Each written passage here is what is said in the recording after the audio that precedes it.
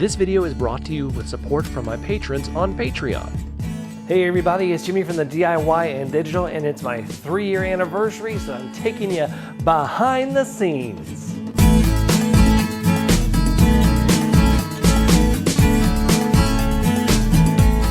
Welcome back everybody. I know this looks a little bit different. This is not typically how I present. Well, 3 years ago this week, I started my YouTube channel, and it has grown honestly beyond what I ever thought it would grow, and I want to thank you guys so much for that. But I know that a lot of you have not only just wanted to see what my setup is like, but really just see like behind the scenes of how my YouTube process is, being that I am a professional video producer.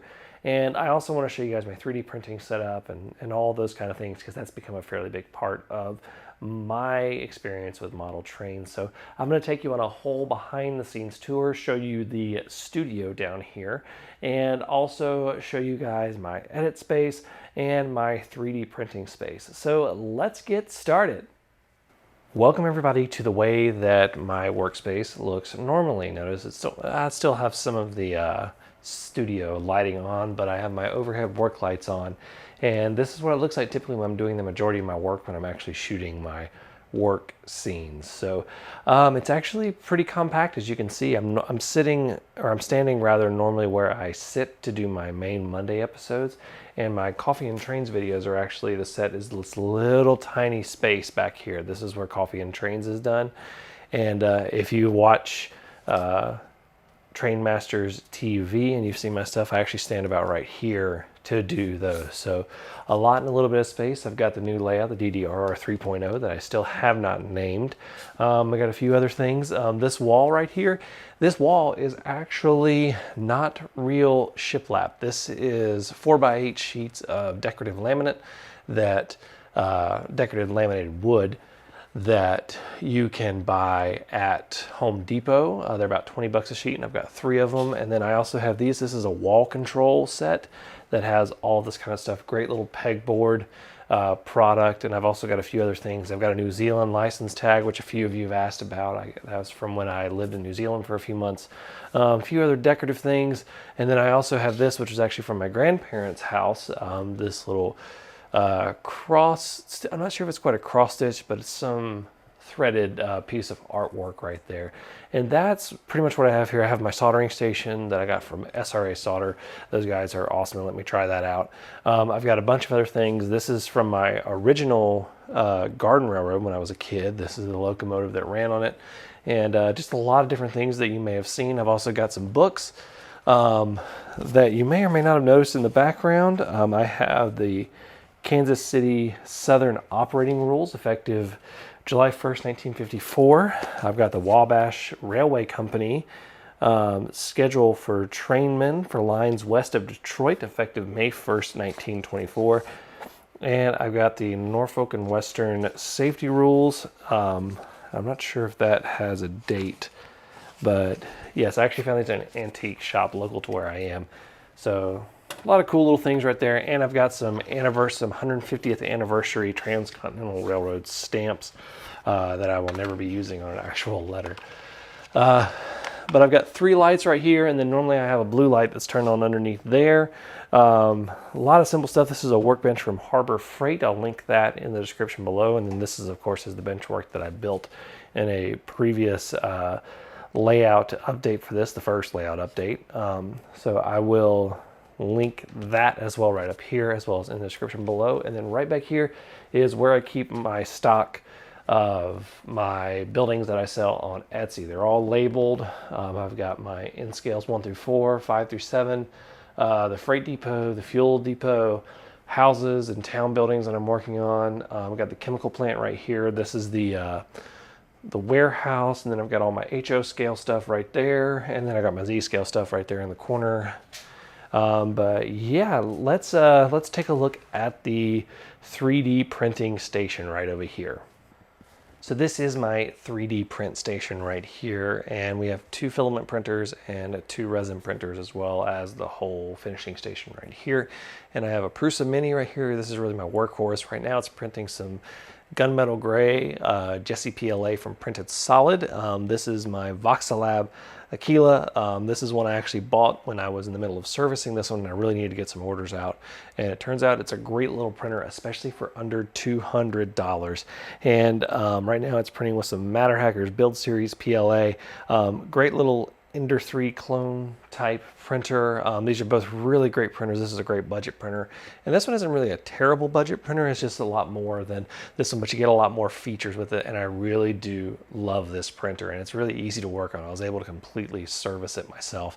And I have a couple Wise cams that watch the printers, and I have them plugged into little plugs so that if I can watch them remotely and I see them messing up, I can turn them off.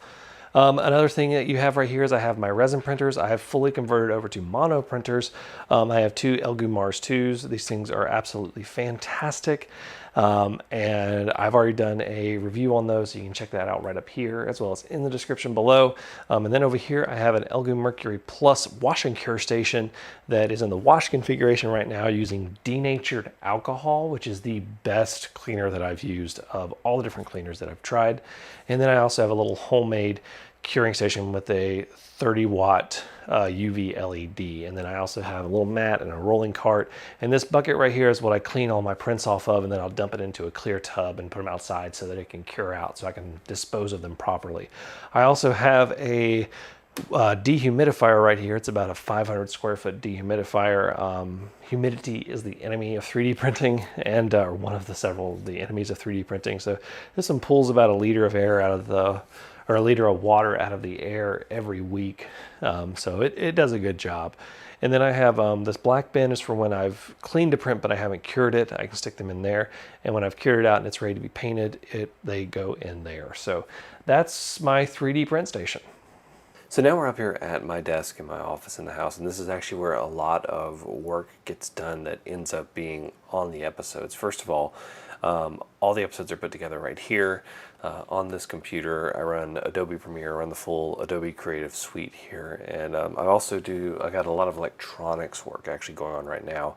I'll do a lot of the Arduino prototype builds, and I actually shoot them right here, and I move my keyboard out of the way, and the camera that you're shooting on can articulate to point down right here and record. So that's with that. But I've got for instance here, got a DCC++EX base station right here that I'm working on. I've got bunches of other things. You can just see how many Arduinos I have just laying around. Let's see here, what else do I have on here? I've got an ESP32 cam, something else that I'm working on, very early stages on that. Just more circuit boards, all sorts of different things. I have my old phones up here that I do different things with, just a lot of tinkering. And actually just off camera, I have my label printer for all my shipping labels for the Etsy store. And actually one thing that I'll show you, I have to turn the camera. You can actually see right over there, that is MRROne. That's where it lives. And if I ever just want a little bit of a break from working here and I just want to run some trains, I just flip it on, and yeah, it's actually on right now. I will just sit there and work on it. So this is really where the magic happens for the channel. So this is when I bring everything together and I'm able to put everything together. This is where it happens. So that is behind the scenes of my workspace and how I get episodes done. And I thought you guys would really enjoy that. Just kind of see all these different things that you see when I'm working, and just give you an idea. If you're a YouTuber and you're looking for some inspiration, you really don't need a big space to be able to do YouTube. As you can see, my coffee and train set is absolutely tiny. So thank you guys so much for watching. I want to say a big thank you to all of my patrons. They are listed right here. You can become a patron for as little as $1 a month. Thank you guys so much for watching. Until next time, I'm Jimmy from the DIY and Digital. Stay safe, be kind, and happy railroading.